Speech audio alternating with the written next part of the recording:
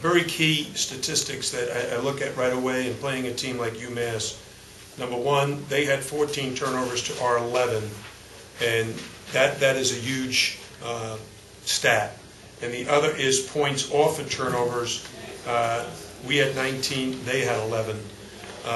So in the category that you are most concerned about as a coach going into the game, they've been turning opponents over, and they're second in the country in steals. So coming into the game, we've started 4 guards primarily because those are the 4 guys that handle the ball the best in the open court, and there's a lot of open court plays. The second is told the team that shot more free throws would win the game. Because, again, in the open court, you get a chance to attack with it being very difficult for the opponent to help. And we wanted our team to really help more than we actually did. We would have liked to have prevented some of those fouls by just being in the help position. But they're also a very good three-point shooting team.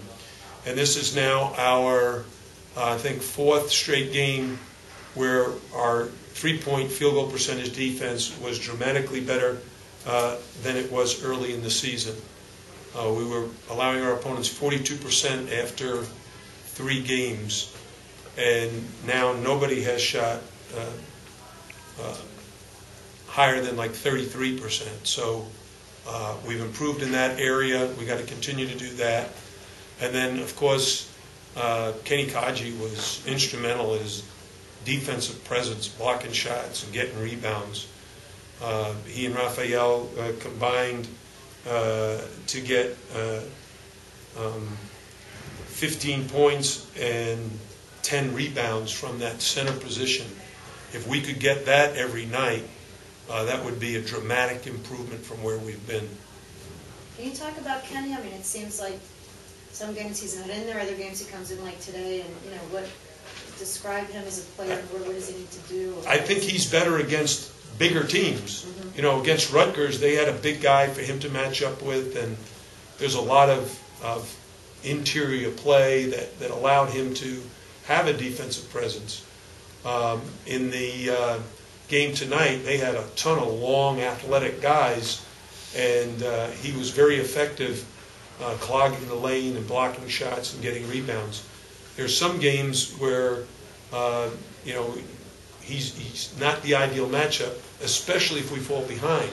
Because when you fall behind, the pressure's on the team that's behind to figure out a way to get back ahead. And what we've done when we've fallen behind is gone small, quicker, and it's worked. Now, with the performance today, if we can continue to build in this direction, I would be a lot more comfortable if we had one of the big guys in there all the time. Can you just talk about his effort on defense? Is that an area where you can build off of, his motor? Yeah, well, I was reading something today written by Daniel Coyle. And Daniel Coyle is an author who wrote a book called The Talent Code. And in the article, it says that athletes really have to take responsibility for coaching themselves in the areas they have to improve in. A coach can make a point of the areas and try to work with them with it, but it's the athlete himself that has to make the conscientious effort to say, I'm going to get better at this. This is my priority. And I think if you saw in Kenny's play today, he put a ton of effort into his performance. And that's nice to see. I think that's him telling himself that I've been reminded often enough that it's the effort part of the game that matters most. Go ahead. Is that Jim, why he didn't play a lot against Purdue? You were talking about the fact that not always a good matchup. You guys fell behind in that game. Is that why he played so little against Purdue? Well, actually, it was because of the 2 previous games, the Mississippi game and the Florida Gulf Coast game, where we felt like the small unit performed better. If you look at the numbers, the plus minus, that small unit was very, very effective. But despite the fact that I started 4 guards, I never went to Eric Swope at the 5. That's the first time since we started this season that we never went to the absolute smallest lineup, primarily because we were ahead. We were able to stay ahead, and Raphael and Kenny did a great job of keeping us ahead. It seemed like there were even some times where Kenny was open inside and the guards decided not, or they didn't go to him in the middle. I mean, is that true? Do you think he could have done even more offensively? Right now, what I would say is we're very comfortable with the way those guys played and the decisions that our guards made. There are going to be times when a guy is open, he doesn't get the ball. I mean, I'm sure there were guards that were open that didn't get the ball either. But when you have 14 assists and only 11 turnovers, and you're a team that if you turn the ball over, the opponent is so good at scoring in the open court that it's best that we control the ball. Durant had kind of an odd stat line, 0 for 6 on the floor, but he got to the line 18 times and made 16 of those shots. It's the first time, I think, in my coaching career that the leading scorer on our team did not score a field goal. So, but I said it, he's very good at going to the basket and getting fouled, and he had 6 assists and only 1 turnover. You put that stat line, 16 points, 6 rebounds, 6 assists. That's a nice ball game. Coach, first half, late in the second half, first half, I'm sorry, Trey scored, I think, 5 of the 14 on that run. Talk about his performance. Yeah.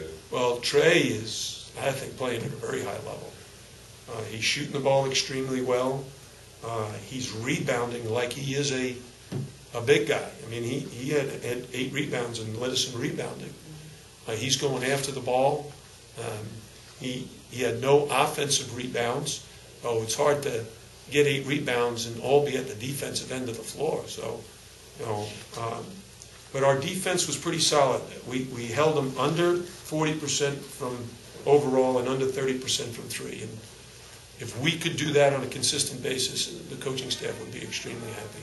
What about Shane? Talk about Shane's play and starting him today. A guy doesn't know yet how good I think he is. I'm trying to tell him. He is very, very good basketball player.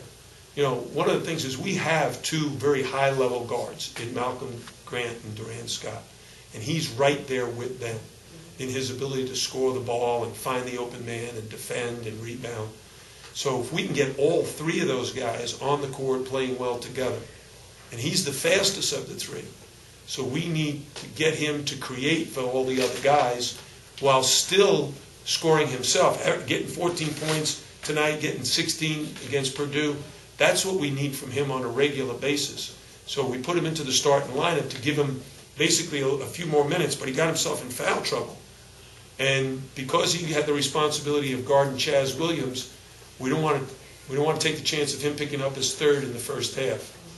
So we left him out, and he ended up only with 3 personal fouls, so he was able to play with foul worry-free. So do you stick with the 4-guard lineup now, Jim, or does that? Well, I got to look at Memphis. I haven't seen them yet. I know they're a very talented, athletic team. Got to see about the matchups. We've been changing the starting lineup because, quite frankly, I'm learning the players and trying to find the right rotation.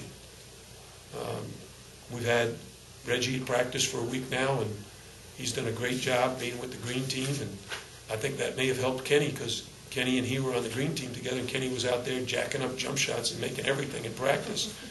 He probably felt very confident going in because he didn't have to be the one just banging in the post all the time. Coach, how was it coaching against someone that you worked with before? Well, Derek Kellogg is a very special friend. When he first came to work for me, my wife asked me if I liked Derek. And I said, he reminds me of me. And my wife told Derek that was the greatest compliment I've ever paid to anybody. But Derek is, I think, just a class young man, just passionate about the game, loves coaching, loves working with the players. I think the players love him. He's doing a great job. This is his 4th year, and he's finally got the kind of team that he wanted right from the very beginning. And it's very hard when you're a coach and you inherit other players who maybe don't fit exactly the style you were intending to play. And so you work through it for a time period till you finally get what you're looking for. And, I think he's got the kind of team. I think they're going to compete for the Atlantic 10 title. Can you see him sort of growing as a head coach now over that time frame? Oh, I think the 4 years of experience he has now will be a tremendous help to him this season and in future years. He's going to learn an awful lot about now this style of play. You think, okay, now he's got the players, now they got the style he wants, but if you haven't coached that way for 3 seasons, and now all of a sudden you get that style, you've got to figure out, okay, what are the nuances of making the adjustments during the game? Do we press for 40 minutes? Like I heard Billy Donovan decided not to press Syracuse, even though that's his style, because of how good Syracuse is at attacking the press. So, Derek's going to be learning those things about his opponents and making the adjustments, and I'm sure he will. He's very, very smart. Will you give him, he said that you guys talk a reasonable amount. Will you give him advice off of a game like this? I only give advice to people who ask it. I don't offer advice to someone. I think it's kind of rude to assume something that you know something more than them. But I talk to a lot of my former assistants, and I talk to a lot of NBA guys. I was on the phone an hour last night with Ron Rothstein talking basketball, who's the assistant with the Miami Heat. Mm-hmm. You can learn from everybody. It's like reading that article by Daniel Coyle. I wanted to pass that message along to some of our guys, of how important it is not only that we give them the message, but they remind themselves as to how important certain things are. You just talk about the opportunity coming up next game, how great of an atmosphere it could be. It would be wonderful if this place was absolutely packed and rocking. Even if they came to see Memphis, they'd be cheering for Miami. And Miami is a program in transition, and Memphis is a program that's been in the upper echelon of college basketball now for 7 to 10 years, since John Calipari took over and got them to the national finals. Jim, you mentioned Reggie before. What is his situation? He's been practicing well for a week. He's very sore and tired right now, he told me. He's worked his tail off. Do you have a good idea of when we might see him on the court? No, I don't. How do you what do you base that decision on? Is it feedback from him, the trainers? No, it's the doctor. The doctor and the trainer will tell me.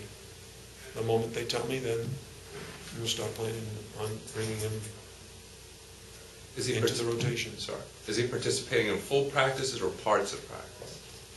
Well, I would say full practice to a degree until his energy level gets worn out. So like yesterday, we practiced an hour and a half. After an hour, he was done. I mean, he went to the trainer and said, I don't want to keep going anymore. It's pretty typical. When you haven't played for basically 5 months, your muscles are... I will tell you this. Reggie hates the ice-cold whirlpool. Hates it. And after our first practice that he practiced in, he was in that, I don't know for how long, 20 minutes or something, trying to reduce the soreness in that body. Not the knee, just your whole body reacting to all that work.